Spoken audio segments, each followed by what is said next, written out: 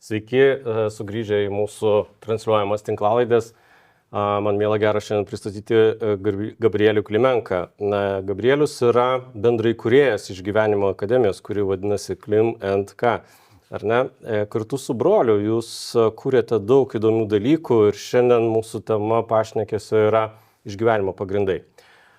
Kalbame, kaip paprastam žmogui susigaudyti situacijai, kaip paprastas žmogus ir ką jis turėtų pasidaryti iš principo tokio stebuklingo, kad ramiai gyventų ir galvotų apie savo tą išgyvenamumą ekstremalios situacijos atveju.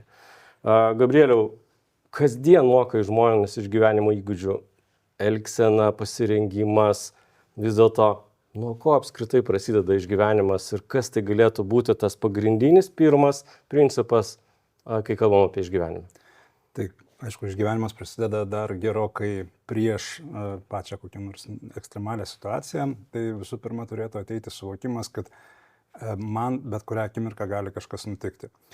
Egzistuoja toks žmonėse mitas arba įsitikinimas, kad visiems kitiems gali nutikti nelaimė, man nenutiks, bet realiai tu iškeliavai į mišką, grybauti tiesiog, tu pasiklydai, nerandi kelio, antrą parą blaškaisi ir staiga supranti, kad jau tu esi toje situacijoje.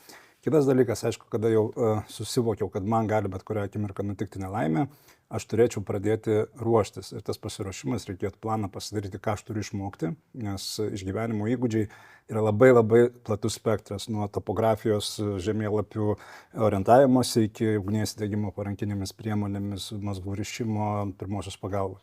Pasidarai planą ir tada po truputėlį ruošiesi. O tai ar tikrai čia nėra nuo to, kad reikia greitai bėgti į parduotuvę ir visko daug prisipirkti? Žargonų žmonės ir ypatingai jauni žmonės sako fancy šmency dalykų, ar ne? Ir tada jau jaučiasi, kad jie pasiruošia. Tai vis dėlto ne apie tai? Kažkuriam etape, aišku, tas daiktų pirkimas turėtų būti, bet jisai turi būti irgi apmąstytas, protingas. Kitas dalykas, žmonės, kurie užsiveža staiga ant šitos išgyvenimo sferos, dažnai būna, kad prisiperka iš karto daug visokiausios įrangos. Jie nemoka naudotis, jie nežino, ar jos tikrai reikės. Žodžiu, daug pinigų išleidžia, niekučiam visokiam. Bet iš esmės, tu palaipsniui, kai rengiesi, tu matai, bet šitas dalykas man praversa, mes sakykim, ugnies keltuvas koks nors. Išsiaiškini, kuris geriausias, kad neišlaidau ten, nes aš pats praėjau, taip sakant, šitą etapą. Pats išbandžiau kokią 20 keltuvų, kol atradau tą tikrąją. Tada išsibandai visokius dalykus ir palaipsniui susiperki. Kada, aišku, jeigu tu nesi nepasirengęs ir jau staiga pranešė per LRT ar ten kitą oficialų kanalą, kad štai dabar jau prasideda ekstremali situacija, čia tada jau bėda, tu greičiausiai nebespėsi nubėgti į kokią parduotuvę, nebus nei laiko, nei galimybių. Tai visas pasirengimas, tai palaipsniui, pažingsniui, skubėti neturim kur, dar šiandien nėra ekstremalios situacijos. Trys pagrindiniai dalykai. Papuolėm ir išgirdom per LRT ekstremali situacija. Trys pagrindiniai dalykai, be kurių tiesiog neišgyvensi. Tai aišku, viskas priklauso nuo pačios situacijos, nes vienokie dalykai bus reikalingi, jeigu bus kokie nors, pavyzdžiui, radiacinis pavojus. Taip. Arba potvynis, visai kiti dalykai reikalingi. Jeigu pandemija, vėlgi kiti dalykai. Tai viskas priklauso nuo situacijos. Bet šiaip, jeigu kalbėt apie žmogų, kuris pastringa namuose, tai ir tenai turi būti, kaip per pandemiją, tai aišku, maisto atsargos, šiaip orientuojamės maždaug į 2 savaitės, kad turėtum tų maisto atsargų, tada elektros energija irgi 2 savaitėm ir vanduo, žinoma, 2 savaitėm. Čia 3 pagrindiniai dalykai, be kurių tu neįsiversi, jeigu bus tokia situacija. Aišku, jeigu situacija tokia, kada tau reikia evakuotis, tai žinoma, išvykimo krepšys turi būti parengtas 72 valandom, tada planas pasirinktas, kaip jau iškeliauti tau ir tada klausyti, aišku, vyriausybės nurodymų, ką daryti, neimprovizuoti, nes kuo daugiau improvizacijos, tuo daugiau kamščių keliuose, tuo daugiau žūčių ir nelaimė. Tai paminėjai kelis turbūt dalykus, kurie yra vanduo, maistas ir elektros energija. Dažnai žmonės nesusimasto, kaip tos elektros gauti, jeigu, kad ir dabar visiškai praeitą savaitę, man atrodo, buvo įspėjimas apie tai, kad gresia stiprus snygis, apdriba, apšala, kurie galimai galėjo nutraukti laidus. Kaip žmonės prasimanyti gali tos elektros, nes, čia turbūt daugam kyla klausimų. Tai variantų yra, aišku, tai vienas dalykas turėti generatorius namie, aišku, ne visi galbūt gali juos turėti. Kitas dalykas turėti baterijų tavo prietasam, kuriuos naudoji. Aišku, tiems, kas gali įsirengti, pavyzdžiui, namuose kokį nors ne elektros energija varoma prietaisą, sakykime, kokį nors židinį ir juo apsišildyti namų žiemą. Tai irgi vat, čia galėtų būti tą patį elektros energijos lauką įeiti šitą priemonę, bet kiti būna, kad kaupia tą elektros energiją kaupikliuose iš saulės baterijų ir panašiai. Tai variantų yra, tiesiog reikia pasižiūrėti, kas tau namie realiai įmanoma pasidaryti ir pasidaryti tiesiog. Tai iš tikrųjų šiandien valstybė turbūt gana daug daro, kad ta vadinama liaudiškai saulės energija dar turėtų kaupiklius ir mes galėtume tą energiją būti į šiek tiek ilgesnį laiką apsirūpinę. Tai mėly žiūrovai šitos tinklalaidės, iš tikrųjų sekite, kai yra tos programos ir galimai, jeigu gyvenate individualiuose, ypatingai namuose, tai turite visas galimybės parašyti paraiškas, aplikuoti ir tą pasidaryti. Pats paminėjai pačio įžangoje apie tai, kad grybavimas, ar ne? Na, lietuviai mėgsta grybauti. Tai ką daryti tą pirmą minutę, kai pajautai, kad pasiklydai? Tai pirma minutė yra, ko gero, viena iš svarbiausių, nes jeigu tu joje supanikuosi, tada gali dar labiau pasiklysti ir atsiklysti jau bus praktiškai nebeįmanoma. Tai visais atvejais, jeigu jau pasiklydau, arba šiaip kažkokia situacija, kuri nereikalauja staigaus veikimo, aš turiu ramiai atsisėsti ir nusiraminti. Tai aš asmeniškai, jeigu buvau porą kartų gyvenime pasiklydęs, tai paprastai darau taip, atsisėdu, užsimerkiu ir pasėdžiu kokią 10 minučių. Tada viskas nurimsta. Tas užsimerkimas irgi čia nėra šiaip, kad pamedituoji, kad aplinkos nematytum, bet kai žmogus pabūna užsimerkęs ilgesnį laiką, staiga įsijungia kažkokie vidiniai klausos resursai, kurie pradeda gaudyti iš aplinkos garsus. Šiaip galima pabandyti, tiesiog namie pasidėti 10 minučių užsimerkus, pradėsi girdėti, ten burzgia kažkur traktorius, kažkur šuo sulojo, kaimynų kompiuteris garsiai veikia ir panašiai. Tai miške lygiai taip pat galbūt išgirsi tiesiog kažkokius civilizacijos garsus ir į tą pusę traukdamas išsigelbės. Tai antras dalykas, jeigu jau pameditavau ir tokių garsų nesigirdi, tai tiesiog kaip tam Geltonų plytų kelias buvo toksai filmas, Keistuolių teatro ir ten Kaliausė sakė, kai nežinai, kur eiti, tai jokio skirtumo, į kurią pusę trauksi. Ne? Tai kažkaip panašiai ten buvo pasakyta, bet tai yra iš esminis dalykas, jeigu tu pasiklydai ir nežinai, kur esi ir į kurią pusę eiti, tai iš tikrųjų nėra jokio skirtumo, kur eiti. Stengtis reikėtų eiti kuo įmanoma tiesiau, nes mes linkę į kurią nors pusę trumpinti žingsnį, dažniausiai dešiniarankiai kairę koją trumpina žingsnį, kairiarankiai dešinę ir gaunasi, kad mes apeinam tokį ratą ilgą ir grįžtam į tą pačią vietą. Esu patyręs vieną kartą tai gyvenime. Labai keistas jausmas. Tai va, tai einu tiesiai ir tada svarbus momentas. Atėjau į keliuką, bet kokį keliuką. Takelis, keliukas, bet kas. Į jį žengiau viskas, nuo jo nenueinu, galiu išsukti iš jo tik tais, jeigu radau didesnį keliuką. Ir taip palaipsniui aš ateisiu iki civilizacijos. O dažniausiai būna tokia situacija, kai žmonės pasiklysta, kiek pavyksta atsekti paskui jų judėjimo lokaciją. Jeigu žmogus nesilaiko šito principo, kad yra daug takelio ir juo einu, tada jisai blaškosi kokių 3-4 kvadratinių kilometrų ribose ir taip ratais, kvadratais ten kelias paras vaikšto, negalėdamas išeiti į tą vietą, kurį išgelbės. Labai dažnai dar yra mitų, kad kiti mokytojai kabutėse sako, kad reikia stebėti, kur samana auga ant medžio ir ten yra šiaurė, tada judėti link šiaurės. Ar iš tavo pasakojimo turbūt tai nėra labai svarbu ir turbūt nereikia nei gaišti, nei ieškoti tų samanų? Taip, egzistuoja daug mitų, aš net esu knygą parašęs, išgyvenimo mitai, kurie gali būti lemtingi, dabar kaip tik antra dalis turėtų išeiti jos. Tai tų mitų egzistuoja, samanos yra vienas iš jų, nes samanos šiaip iš esmės auga ten, kur jos patogiau, kur joms geriau ir jeigu nueitumėte į mišką, elementariai apsidarytumėt, matytumėt, kad tų samanų visur pilna ir pagal jas neįmanoma susiorientuoti. Aišku, jeigu žmogus geba orientuotis pagal gamtinius objektus, mes visą laiką, jeigu orientuojamės, tai tada pagal kelis, pagal vieną niekada negalim orientuotis, kelis pasižiūrėjom, tada daugiau mažiau nusistatę kryptį galim judėti. Bet čia tuo atveju, jeigu aš žinau, kad kažkur tai, sakykime, pietvakarių kryptim yra kažkokia gyvenvietė, kurią man reikėtų. Bet jeigu aš nežinau, kur esu, nepasirengiau planą prieš važiuodamas grybauti, reiškia, neapsižiūrėjau žemėlapį, neįsinagrinėjau, kas kokioj pusėje yra, tada, jokios prasmės nėra. Nebent tiek, kad išlaikytum tiesų ėjimą, pasirinkau šiaurinę kryptį ir tada, tiesiai eičiau, tada galiu taip vadovautis tais gamtiniais kažkokiais objektais. Bet čia reikia treniruotis turbūt, ar ne? Žinoma. Be jokios abejonės, tai neįvyks streso metu. Taip, be treniruotės nieko nepadarysi. Kitas dalykas, tos visos pasirengimo fazės, treniravimas, žinių įgyjimas, įgūdžių įgyjimas, jie padeda paskui pačioje ekstremalioje situacijoje veikti tikslingai. Nes jeigu tu, sakykime, dalyvauji pirmosios pagalbos mokymus ir pasižiūrėjai tik tais, kaip gaivinimas, tas dirbtinis gaivinimas daromas, tik matai, nedarai. Didžioji dalis žmonių tai daro, aš mačiau, padarysiu.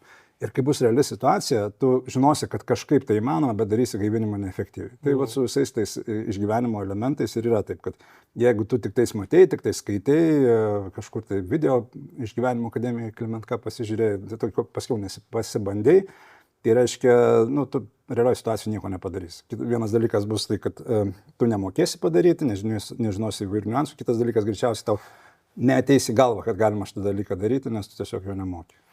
Na, dažnai čia mes matom ir tų išgyvenimo, krepšių, rinkinių, visokių įmanomų dabar variantų jau ir internete siūlo įsigyti. Ar tai individualus yra žmogaus poreikių krepšys tam, kad jis išgyventų, ar tai yra kažkoks tai standartas, kurį reikėtų turėti.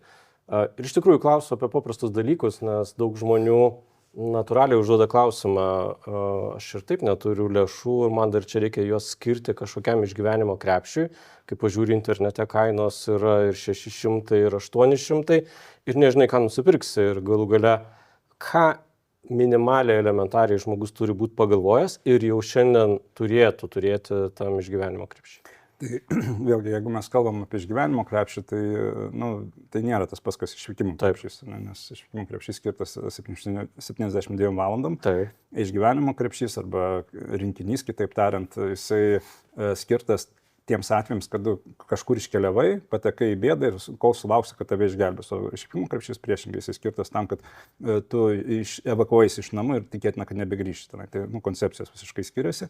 Bet jeigu kalbam apie tą išgyvenimo kuprinę, aš nežinau, kuprinės greičiausiai aš neimčiau, nes tai yra prabanga turėti kažkokį išgyvenimo rinkinuką, nes tu vis tiek kai keliauji, tu nešiesi kitus daiktus, tai dar papildomai vieną kuprinę išgyvenimo neštis būtų problemiška. Tai tiesiog rinkinuką kažkokį turėti. Vėlgi turiu nusimatyti, kokio vietom aš keliausiu, kur aš būsiu ir pagal tai reikėtų komplektuotis tą išgyvenimo rinkinuką. Sakykime, jeigu aš esu miške ir keliauju laukiniam vietovėm, tai man greičiausiai reikės tokių priemonių kaip žvejybos kabliukai, ugnies degimo priemonės, tada vandens purifikavimo tabletės kokios nors, virvelė, atsarginis peiliukas, žibintuvėlis ir panašiai. Tai tie dalykai, kurie patekusi bėdą necivilizuotai vietoviai, kur nėra žmonių aplinkui, kas tau padėtų ištemti, kol tave išgelbės.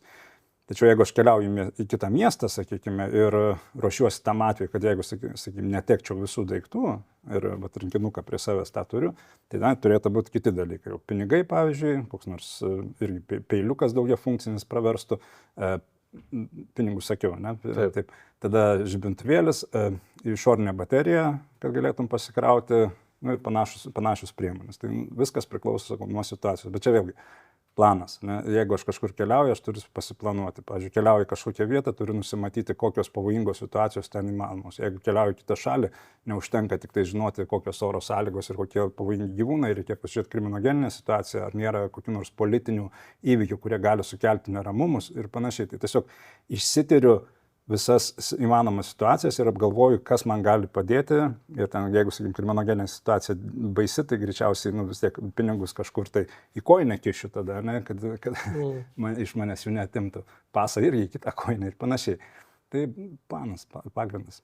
Ar planas yra viskas ir to užtenka? Na, atsisėda turbūt žmonės kambarį, labai geras metas, šventė kokią nors susirenka visi, pasišneka apie planą. Tai jie jau yra pasirengę, ar ne? Žinoma, kad ne, bet jau planas yra didelė pasirengimo dalis. Nes vėlgi, jeigu pažiūrėtumėm apklausas, Lietuvoje pasiplanavę, ką daryti ekstremalių situacijų metu, yra tik nedidelė visuomenės dalis. Dar dalis yra bent jau minimaliai kažkaip aptarę. Bet vėlgi, jeigu žmogus tik tai susiplanavo, planas gražiai atrodo, jeigu jo nepabandėjai gyvendinti kažkokiai daugiau mažiau realistiškai situacijai, tu nematai, kuriuose planas vietose stringa. Nes ant popieriaus viskas gražiai atrodo. Tai aš susiplanavau, ten, sakykim, pavyzdžiui, su šeima susiplanavom, kad jeigu dabar įvyksta Astravo elektrinės avarija, kaip mes evakuojamės. Pasiskirstam rolėmis, tu paėmė išvykimo krepšius, aš ten pasirūpinu, kad namai būtų saugiai palikti ir panašiai. tada susėdam automobilį, kur mes evakuosimės, kokiais keliais. Ar mes turime kokią tetą Zitą Kaune gyvenančią, pas kurią galime evakuotis. Jeigu neturime, tai kas toliau. Ne? Vėlgi, kaip evakuosimės? Ar evakuosimės nuo savo automobilio, ar vyriausybės pasiūlytų transporto? Aš rekomenduočiau orientuotis į vyriausybinės pasiūlytą transportą, nes tada daugiau žmonių gali įsigelbėti. Jeigu visi pajudės, vienu metu turės bėdų. Tada vėlgi, nusimatom, ne? Jeigu mes važiuojam ar vyriausybės pasiūlytų transporto, ar nuosavo, ką darysime, jeigu kamščiai keliuose.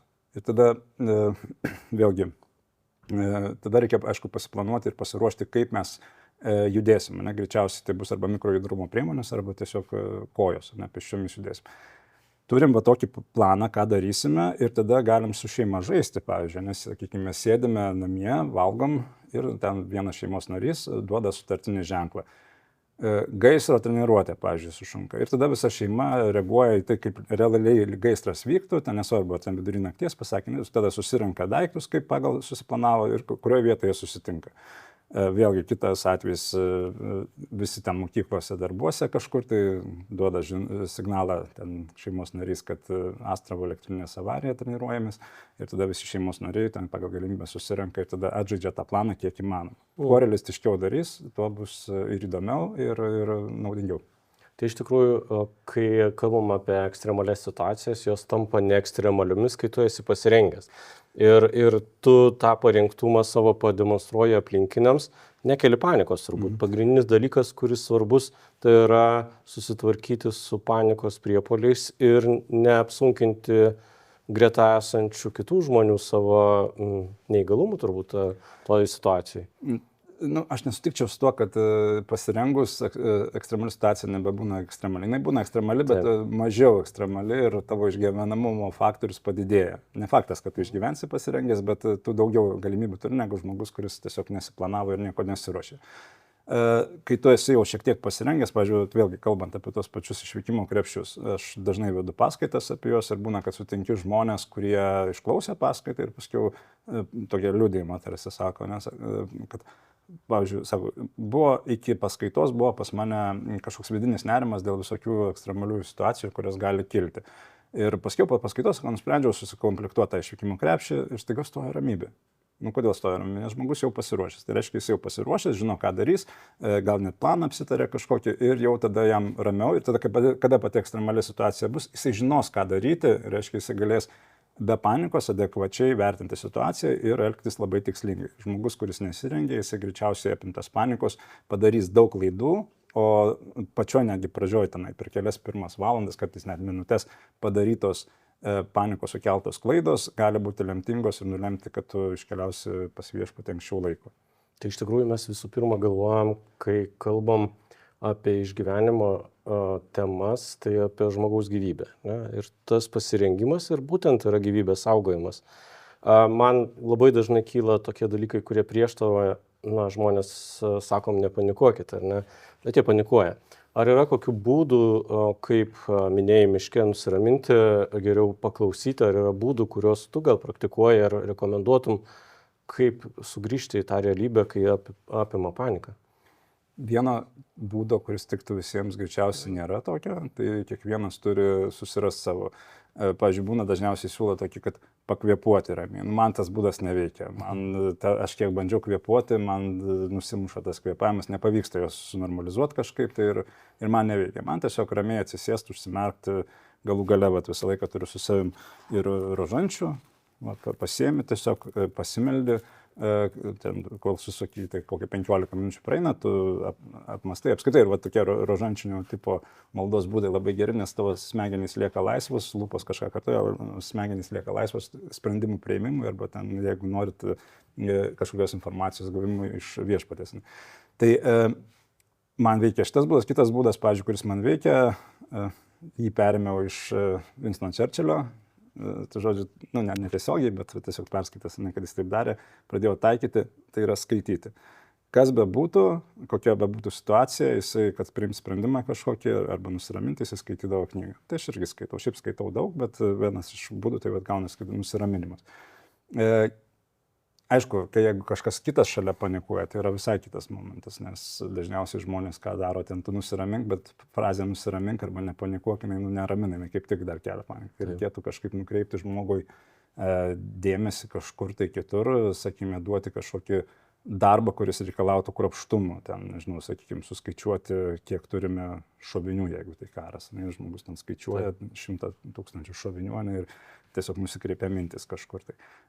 Ko nereikėtų daryti, tai daužyti žmogaus, nes, būna, kad toks filmuose toks egzistuoja įsitikimas, kad jeigu išjungsi žmogų, tai paskiau jis nusiramins, bet turėkite omeny, kad kiekvienas smūgis žmogui, jis yra trauma ir jeigu tu ten smarkiau trenksi, tai gali pažeisti ir smegenis ir turės bėdų žmogus. Bet iki vėl turbūt treniruočių reikalas, ar ne, atrasti savo būdą, kuris ramina. Ir kai mes ateitume į realias situacijas, jeigu tu būsi netreniruotas ir tas žmogus, kuris treniruotas, akivaizdžiai turim išgyvenamumo tikimybės skirtumus. Tai iš tikrųjų šiandien palėtėm labai trumpai ir tos pradinius pradmenis ir man atrodo, kad vienas toksai labai aiškus patarimas ekstremaliai situacijai. Turėti planą, jį prieš tai pasitikrinti. Maža to, turbūt reikia pasitikrinti tą planą, kaip jis veikia žiemą, kaip jis veikia pavasarį, o kas bus, jeigu vasaroje tas planas ir mes turim vėl skirtingas situacijas. Taigi, nuoširdžiai dėkoju tau už tuos pamokymus, kuriuos tu šiandien pasakei. Plačiau turbūt ir knygoje, ir tavo daug yra socialinėje erdvėje video ruošiamų tiek apie maistą, tiek apie vandenį, tiek apie išgyvenamumą, tai kviečiu žiūrovus aktyviau pasidomėti. Čia buvo Gabrielius Klimenka, išgyvenimo mokytojas ir įkūrėjas Išgyvenimo akademijos, bendrai įkūrėjas kartu su broliu Klimenka. Ir sekite Gabrielių ir jūs tapsite tikrai stipriai pasiruošę. Ačiū labai, susitiksime kitose tinklalaidėse apie kitas temas ir sekanti tema turbūt viena iš įdomesnių, tai kaip teisingai susikrauti tą krepšį ir kas to krepšio sudėtyje turėtų būti. Iki.